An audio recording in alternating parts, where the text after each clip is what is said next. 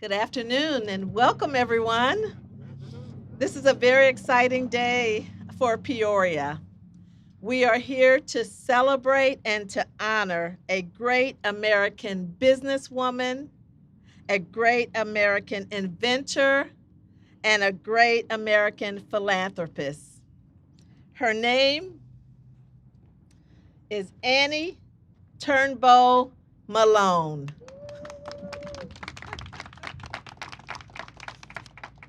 This has been a long time coming. In the early 1900s, Annie Turnbo Malone, ah, thank you, thank you. No, that's okay. In the early 1900s, she founded and developed a large and prominent commercial and educational enterprise centered on cosmetics for African American women. So I grew up thinking and learning about Madam C.J. Walker. How many of you did? And we were told at that time that she was the first female American millionaire. But that was not the case. It was Annie Turnbo Malone. And Madam C.J. Walker still is a great person in history and accomplished many things in her life. But a documentary came out not that long ago that really told the true story and told the true story of Annie Malone. I learned about the true story from a former coworker of mine, Agbara Bryson, who happens to be the great nephew of Annie Turnbo Malone and a local Peorian. Agbara shared his documentary, I think it was with the Harvesting Dreams organization that he founded at Illinois Central College to help young African Americans to succeed in college. And he got passionate about that story and really sharing the truth. And from then we learned a lot about the life of Annie Malone, who actually was orphaned as a young child and came to live in Peoria with her older sister on State Street. So that's why we're standing here right today. We're standing on State Street. She lived a few blocks. I don't know whether that's east or west. I don't think it's or north or south. I don't know. That way. She lived a few blocks that way. But she's world famous and she lived right here in Peoria. So this is a great honor for us to name a street after this wonderful lady whose nephew remains in the area. So I have a proclamation that I'm going to share. We're going to have several other speakers. They're going to introduce themselves when they come up. And then I'll come back and we will actually pull the cord and reveal the street name. Yeah, that'd be great.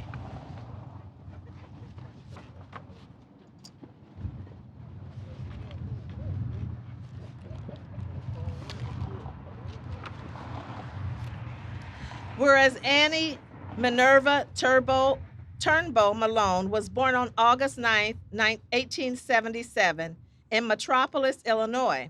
Considered to be one of the first African American female millionaires, she made her fortune creating a successful business focusing on cosmetics and hair products. And whereas in 1896, the teenage Miss Malone moved to Peoria to live with her sister, Ada Moody. It was here in Peoria, where her seeds of greatness flourished. She excelled in chemistry classes while attending Peoria High School. Although health problems forced her to withdraw, the determined young Miss Malone was well on her way to establishing her career path. She practiced hairdressing with sisters and cousins. Using her knowledge of chemistry, she started experimenting to develop her own beauty products. And whereas after a brief move to Brooklyn, Illinois, where she finalized her product line, Miss Malone began selling her products door to door, building her empire one household at a time. In 1902, she moved to St. Louis.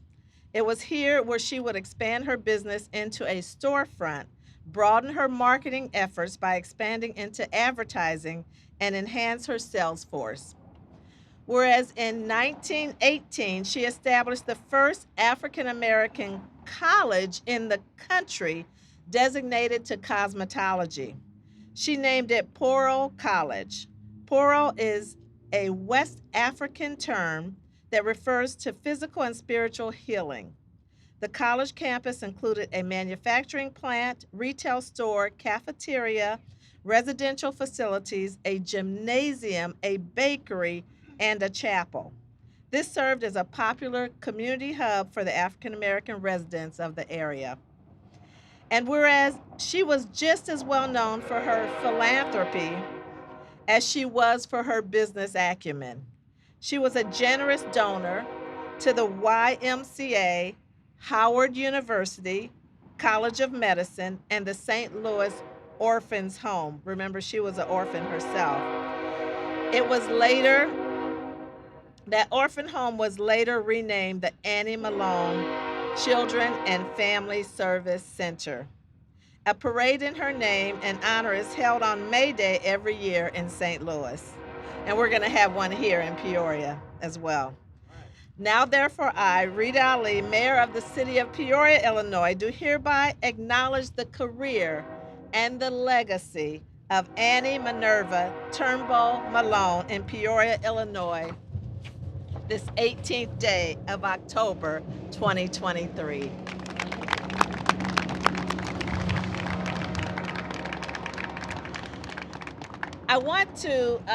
First, I want to say thank you to our Public Works Department. I think we also had some assistance from our fire personnel, maybe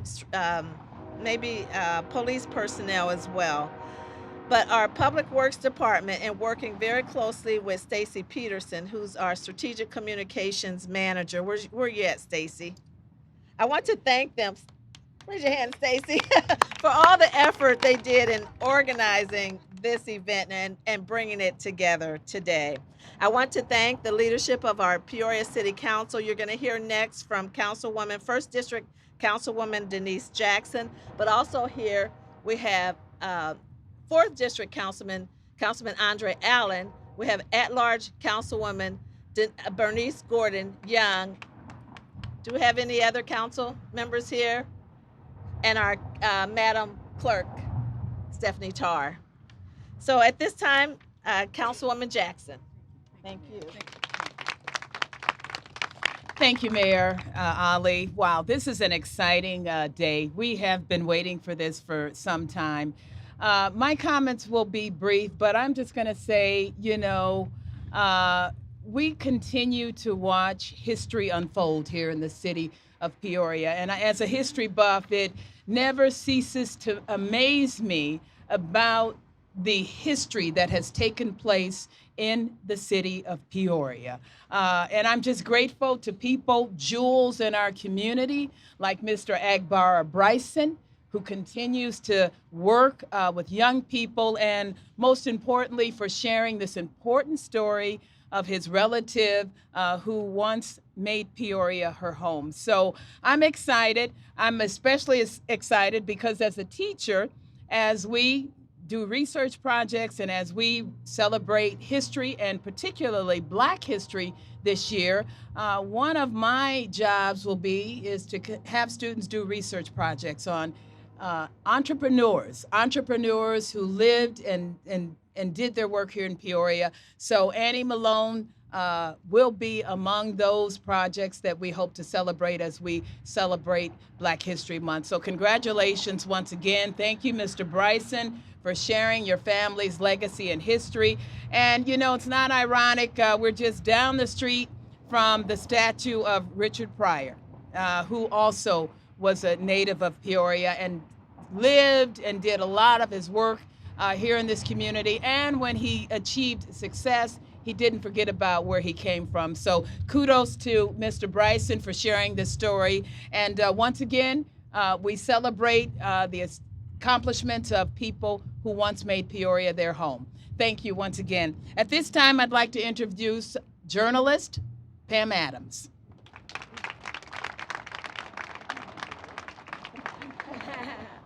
Hi, I'm Pam Adams, and here we are. Okay. No, I'm sure that it. Here we are dedicating a street named in honor of Annie Malone. And I suppose you've noticed Aunt Jemima is no longer on the pancake box. I don't think this is a coincidence. Aunt Jemima leaves just as Annie Malone reemerges.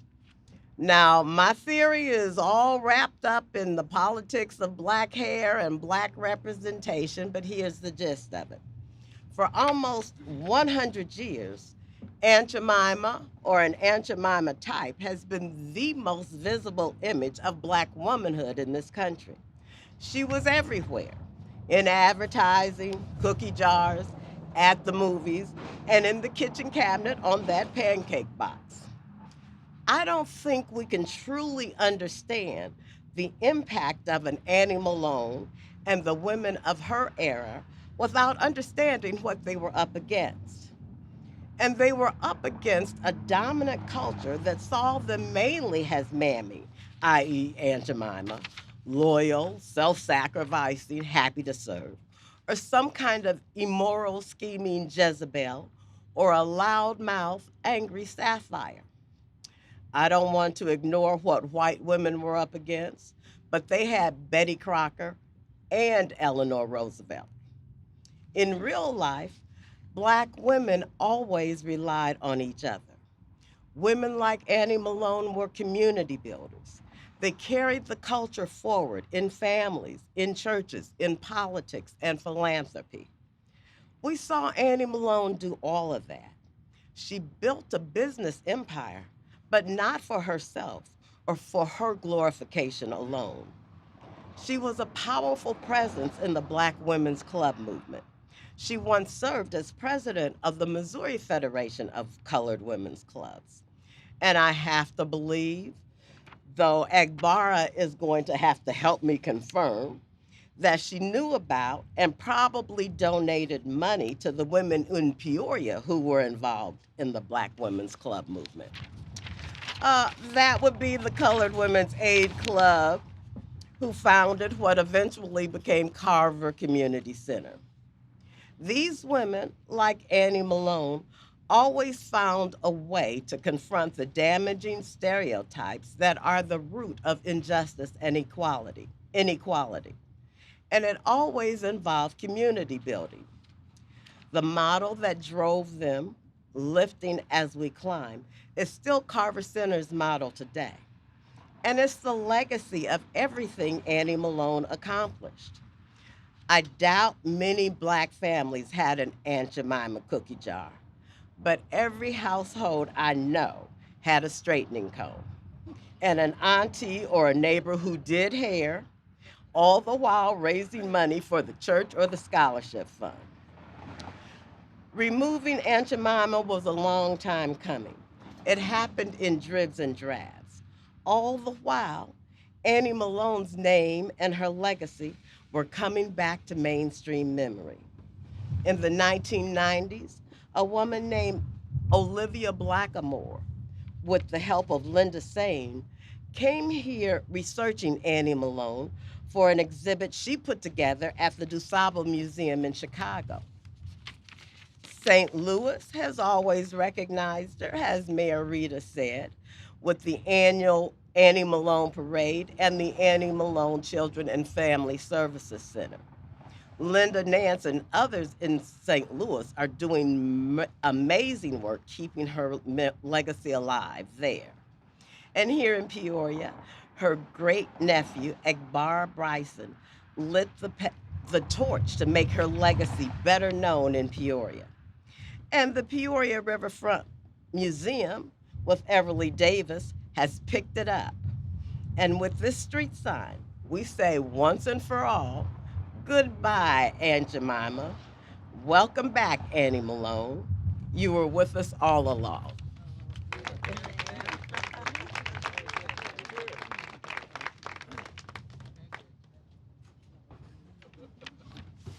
Well, I really don't know how to bounce back from that, but that was wonderful.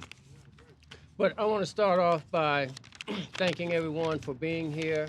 I appreciate it. I want to thank Mayor Ali and the city of Peoria and the council and everyone. I want to thank the Riverfront Museum, John, Everley, and the staff. I want to thank Ron Givens. I don't know where you're at, but if you hear me, you, Marvin Hightower, NAACP, Larry Ivory, Joshua Gunn, and many, many more individuals.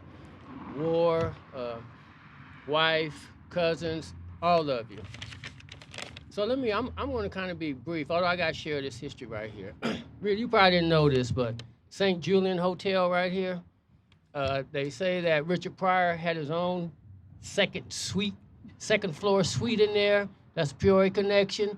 But William Moody, Ada's husband, used to work right here at the Julian Hotel when it was a cafeteria. Now, what do you think about that?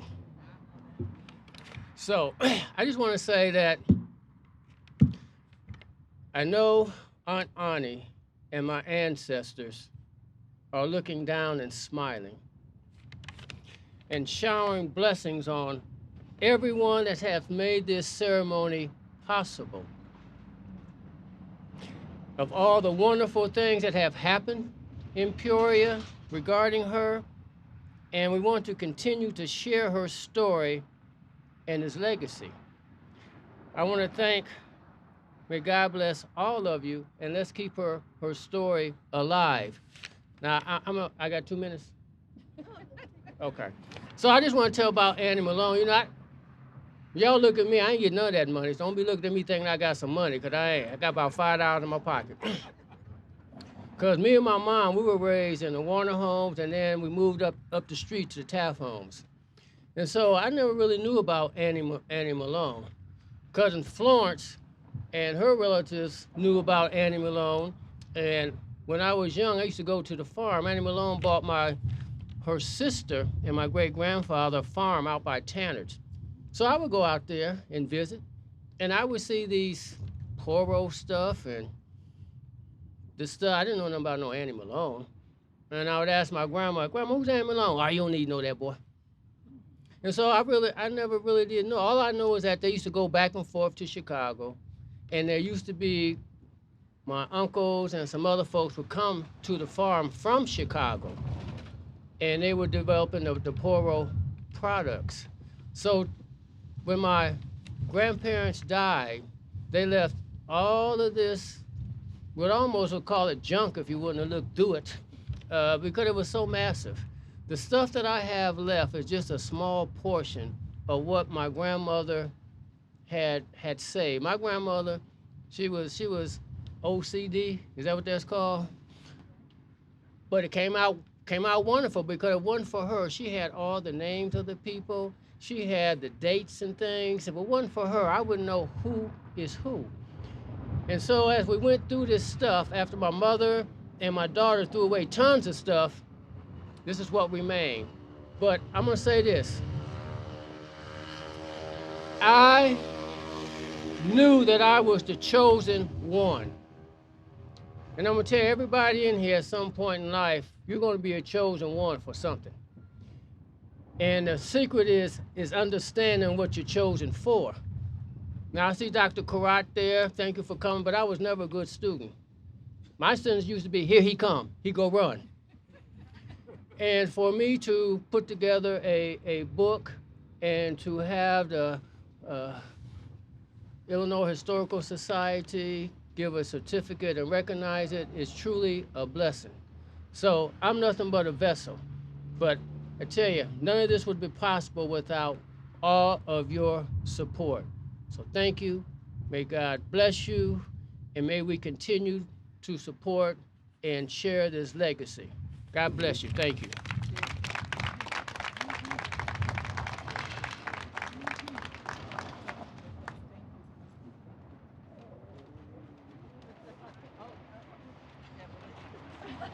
And now I want to introduce Everley. Now, tell you how Annie Malone works. So her grandfather, that was my mentor at ICC.